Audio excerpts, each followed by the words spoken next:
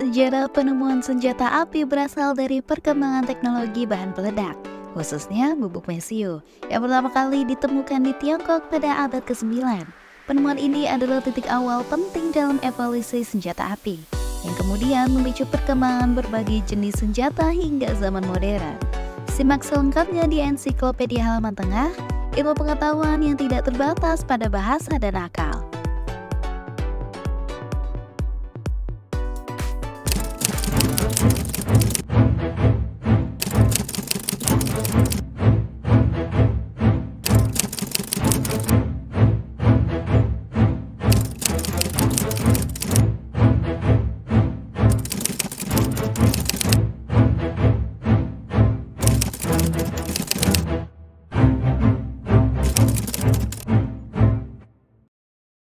Penemuan bubuk mesiu abad ke-9.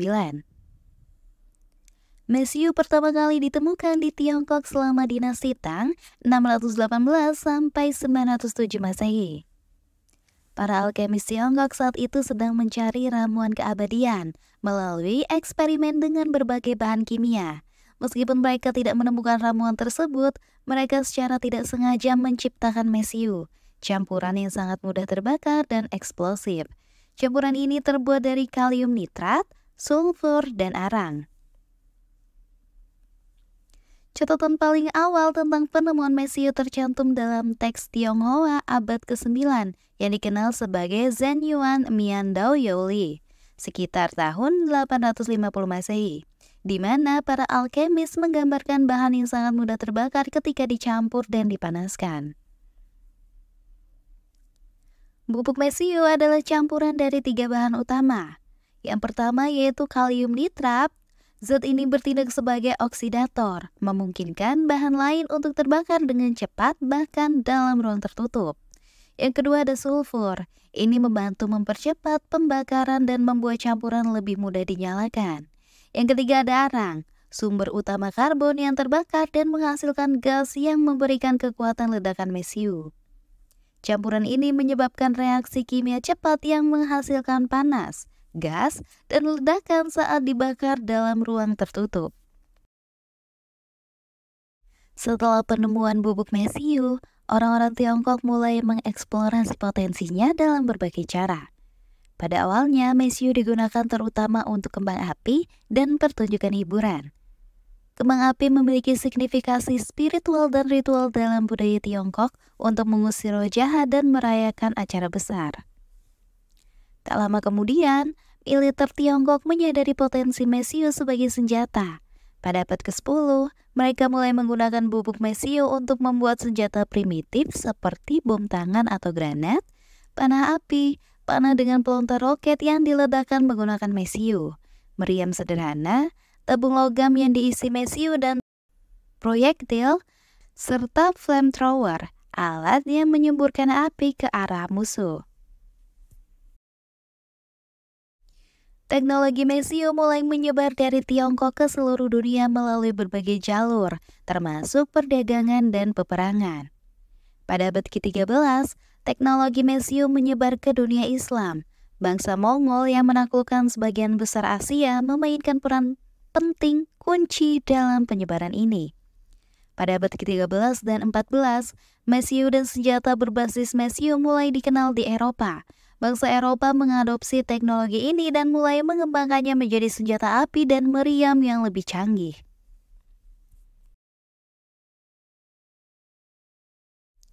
Senjata api awal yang muncul pada abad ke-10 hingga ke-14 merupakan evolusi langsung dari penemuan bubuk mesiu. Pada masa ini, mesiu mulai digunakan sebagai penggerak proyektil dan senjata berbasis mesiu pertama kali diciptakan. Meskipun bentuknya masih sangat sederhana, senjata-senjata ini menjadi dasar dari perkembangan senjata api modern. Senjata api paling awal yang dikenal adalah meriam tangan atau hand cannon. Ini adalah tabung logam sederhana yang diisi dengan bubuk mesiu dan proyektil, biasanya batu atau logam, kemudian diledakkan. Meriam tangan terdiri dari laras logam yang diisi bubuk mesiu di bagian belakang, dengan proyektil ditempatkan di atasnya. Bagian belakang laras memiliki lubang kecil tempat sumbu atau api digunakan untuk menyalakan mesiu. Meriam tangan membutuhkan 2 orang untuk dioperasikan, satu untuk menyalakan mesiu dan yang lainnya untuk mengarahkan senjata. Ini adalah senjata yang sangat tidak akurat, namun cukup efektif dalam mengintimidasi musuh dengan suara keras dan ledakan besar. Meriam tangan pertama kali digunakan oleh militer Tiongkok sekitar abad ke-12, terutama dalam perang melawan Mongol dan bangsa lain. Senjata ini efektif untuk menghancurkan formasi musuh, meskipun membutuhkan waktu lama untuk mengisi ulang dan menembak.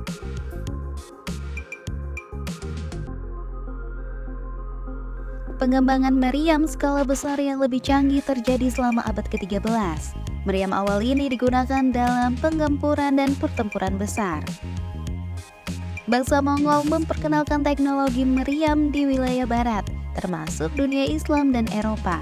Bangsa Eropa dengan cepat mengadopsi meriam sebagai alat penting dalam pengepungan benteng dan kastil. Meriam terdiri dari tabung logam besar yang ditempatkan di atas dudukan.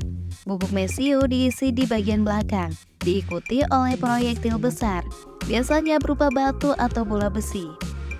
Mesiu dinyalakan melalui lubang kecil di bagian belakang menggunakan api atau sumbu.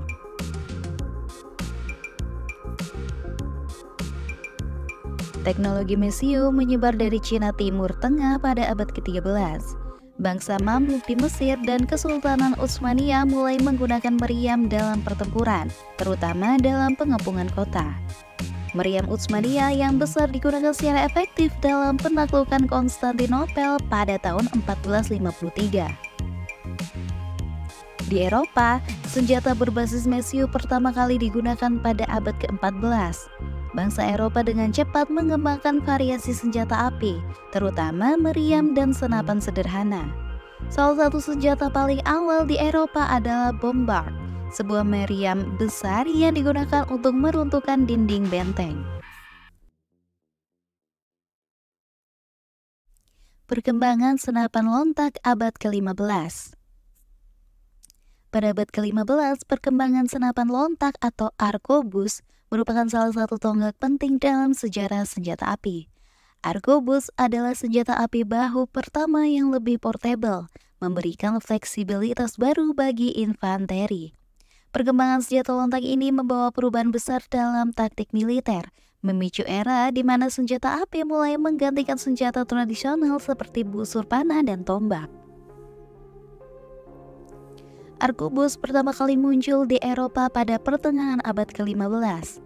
Senjata ini menggabungkan prinsip-prinsip senjata api awal seperti meriam tangan dengan mekanisme pengapian yang lebih efektif. Istilah arkobus berasal dari kata Jerman Hakenbuch yang berarti senjata kait, yang membantu stabilitas saat menembak. Arkobus adalah senjata api laras panjang dengan stok kayu yang memungkinkan penembak menembakkannya dari bahu. Ini membuatnya lebih mudah diarahkan dan ditembakkan dibandingkan senjata api sebelumnya seperti meriam tangan. Arkobus berukuran sekitar 1-1,5 meter dengan berat yang bervariasi, namun umumnya lebih ringan daripada meriam tangan. Senapan lontang awal menggunakan mekanisme matchlock, di mana seutas sumbu yang terbakar dijepit pada tuas kecil. Ketika pelatuk ditarik, sumbu tersebut menyentuh mesiu dalam flashpan, yang kemudian menyalakan mesiu utama di laras dan melontarkan proyektil.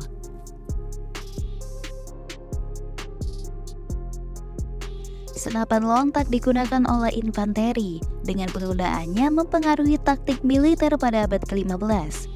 Tentara yang menggunakan arkobus biasanya diatur dalam formasi kotak atau garis, di mana barisan dapat menembak, kemudian mundur untuk mengisi ulang sementara barisan belakang mengambil posisi menembak.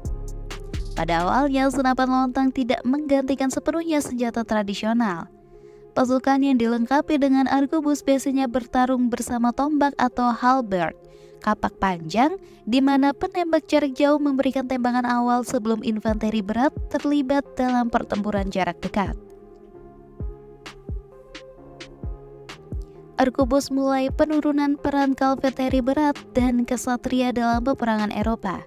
Kesatria berbaju zirah yang sebelumnya mendominasi medan perang mulai menjadi sasaran mudah bagi senapan lontar, karena peluru dari senjata ini bisa menembus baju zirah pada jarak tertentu. Arkebus juga menjadi alat yang berguna dalam pengepungan benteng. Pasukan yang mempertahankan benteng bisa menggunakan arkebus untuk menembak pasukan yang menyerang dari jarak aman. Sebaliknya, penyerang dapat menggunakan senjata ini untuk melemahkan pertahanan dari jarak jauh.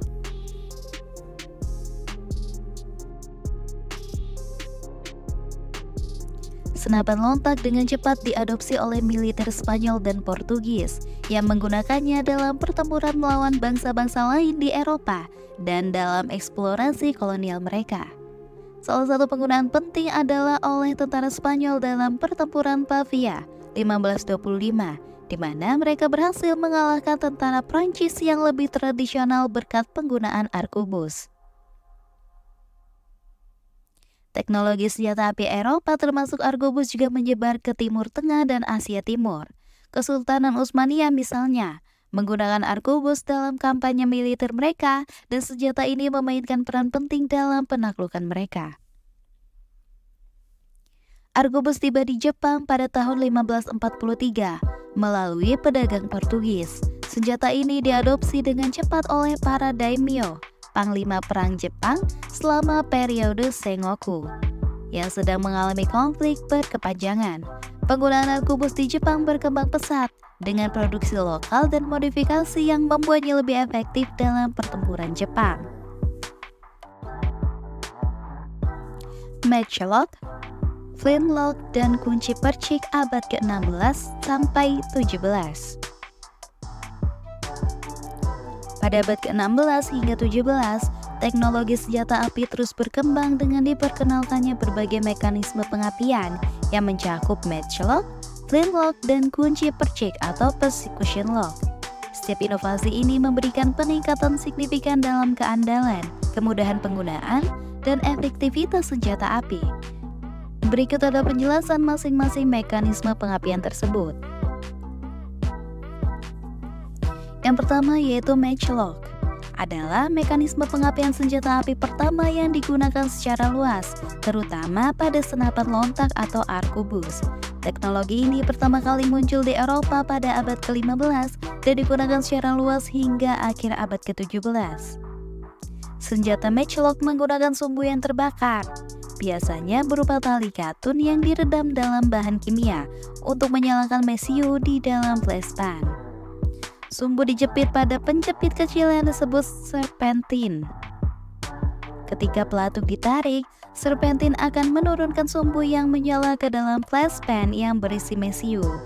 Api dari sumbu menyulut mesiu di flashpan, yang pada gilirannya menyalakan muatan utama di laras senjata melontarkan peluru. Untuk zamannya, matchlock adalah mekanisme yang sangat sederhana namun efektif. Ini memungkinkan penembak untuk menyalakan mesiu tanpa harus menggunakan api terbuka secara manual. Karena mekanisme pengapian terintegrasi dengan pelatuk, penembak bisa menggunakan kedua tangan untuk menembak, meningkatkan akurasi dan stabilitas. Matchlock banyak digunakan dalam perang Eropa selama abad ke-16 dan 17, termasuk dalam pertempuran besar seperti pertempuran Pavia pada 1525, di mana Spanyol menggunakan matchlock untuk mengalahkan Prancis. Di Jepang, senapan matchlock yang diperkenalkan oleh Portugis menjadi kunci dalam peperangan selama periode Sengoku.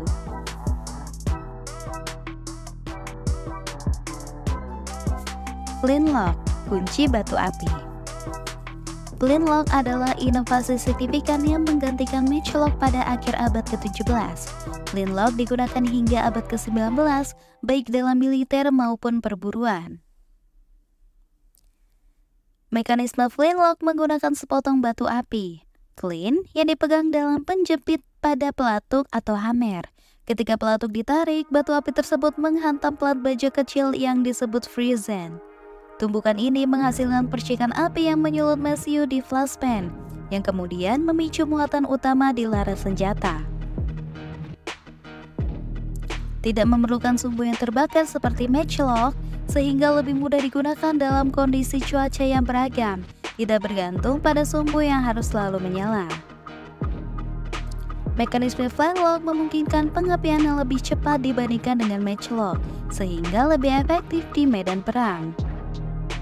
Karena tidak ada sumbu terbakar yang harus terus menyala, flintlock lebih aman digunakan dan tidak membuat posisi penembak mudah terdeteksi. Flintlock banyak digunakan oleh pasukan Eropa dan kolonial selama abad ke-17 hingga ke-19. Contoh penting adalah penggunaan dalam Revolusi Amerika di mana flintlock menjadi senjata standar tentara. Flintlock juga digunakan dalam Perang Napoleon. Percussion lock atau kunci percik. Percussion lock adalah mekanisme pengapian yang lebih maju yang diperkenalkan pada abad ke-19, menggantikan flintlock secara bertahap. Ini adalah pendahulu dari sistem pengapian modern yang digunakan dalam senjata api hari ini. Cara kerjanya adalah kunci percik menggunakan topi percik, sebuah tutup kecil yang berisi bahan peledak, biasanya fulminan merkuri, yang sangat sensitif terhadap benturan. Ketika pelatuk ditarik, palu menghantam topi percik, menyebabkan ledakan kecil yang menyulut muatan utama di dalam laras senjata.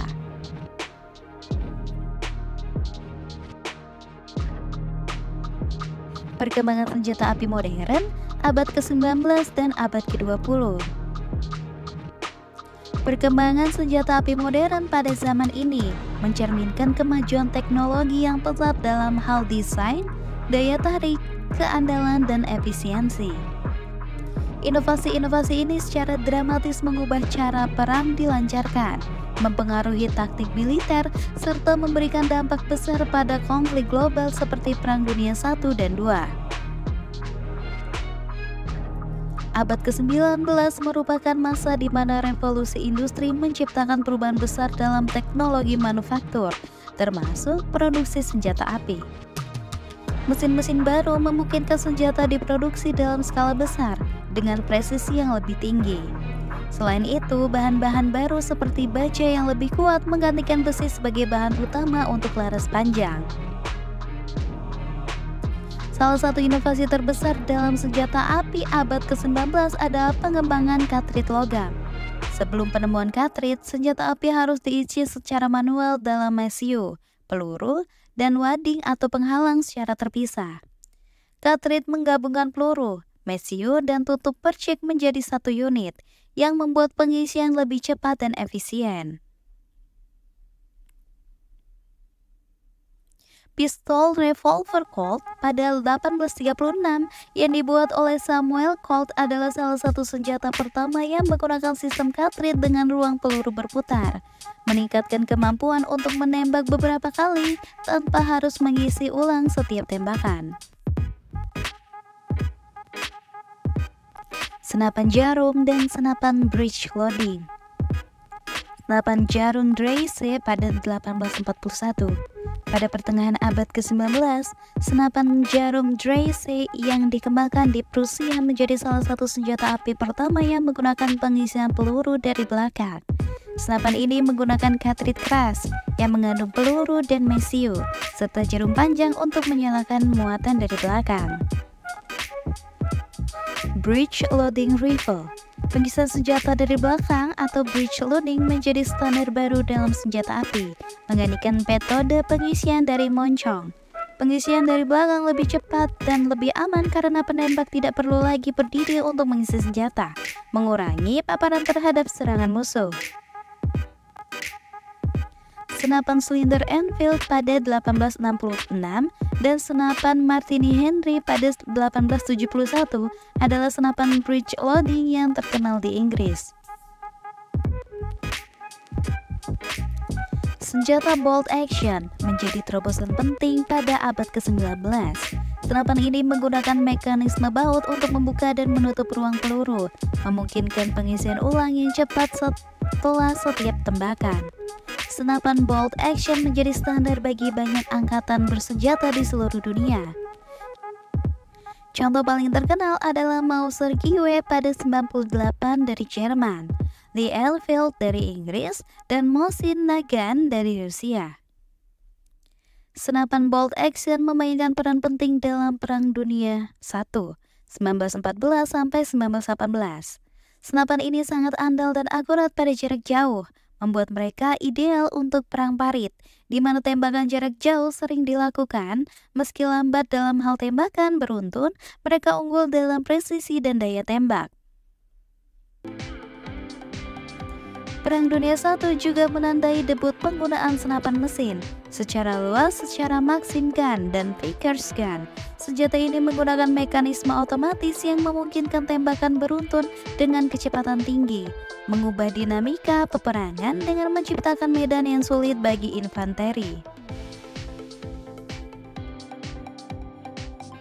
Pada awal abad ke-20, pistol semi-otomatis seperti Colt M1911 menjadi standar baru di banyak angkatan bersenjata. Pistol ini memungkinkan penembak menembak beberapa peluru tanpa harus mengisi ulang setiap kali, membuatnya lebih cepat dan efisien dibandingkan revolver. Seperti Smith & Wesson model 29 masih banyak digunakan dalam konteks kepolisian dan sipil. Pada abad ke-20, senjata api mulai menggunakan amunisi yang lebih kecil dengan kecepatan lebih tinggi, yang menghasilkan tembakan lebih cepat dan jarak yang lebih jauh.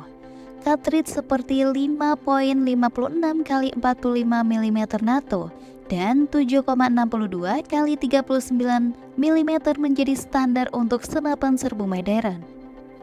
Penggunaan bahan-bahan baru seperti polimer dan paduan logam yang sering membuat senjata lebih mudah dibawa dan lebih tahan lama, yang pada akhirnya meningkatkan mobilitas prajurit di medan perang.